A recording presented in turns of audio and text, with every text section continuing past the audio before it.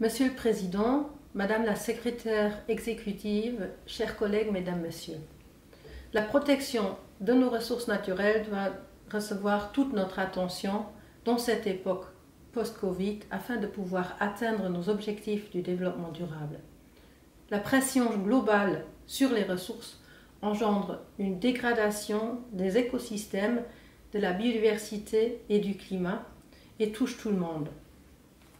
Nous avons tous une obligation collective qui consiste à vivre dans les limites de notre planète, donc la mise en œuvre de l'agenda 2030 et des objectifs de développement durable sont des vecteurs très importants pour diversifier notre économie et passer à des modèles de consommation innovateurs, inclusifs, circulaires, durables et sobres en carbone.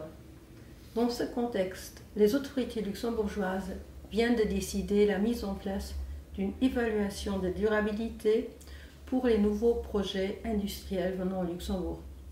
Cette évaluation vise à vérifier à un stade précoce du processus de décision l'adéquation du projet avec les objectifs de développement durable du Luxembourg et notamment avec les ressources disponibles et les objectifs climatiques. Afin de soutenir cette transition, le gouvernement luxembourgeois vient d'approuver une stratégie nationale d'économie circulaire élaborée par les ministères d'énergie, économie, finances et environnement. Cette stratégie repose sur un modèle innovant de gestion des ressources, combinant la gestion des déchets avec l'approche des cycles biologiques et technologiques émanant du concept de l'économie circulaire.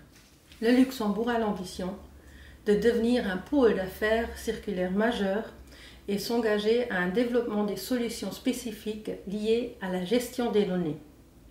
L'initiative du Product Circularity Datasheet, fiche de données sur la circularité des produits, lancée par le ministère de l'économie, est un outil puissant dans ce contexte.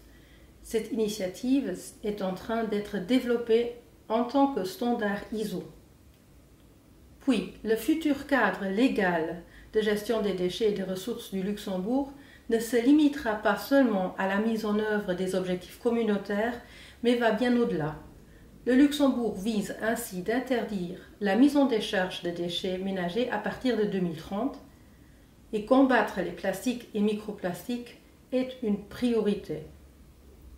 Il est prévu de promouvoir le réemploi d'une manière très conséquente et ceci indépendamment des matériels utilisés, ainsi les gobelets, les assiettes utilisées dans le cadre d'un service de livraison de repas à domicile ou à emporter devront à compter du 1er janvier 2024 être réemployables ou faire l'objet d'une reprise.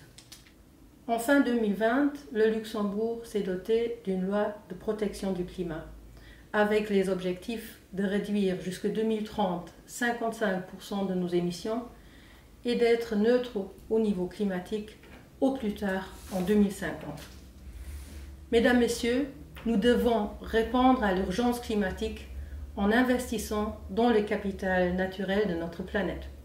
Sur base d'une collaboration étroite entre le gouvernement luxembourgeois et l'initiative financière du PNUE, qui a mené à une publication d'une feuille de route pour le secteur financier, le gouvernement a récemment lancé sa stratégie pour les finances durables du Luxembourg.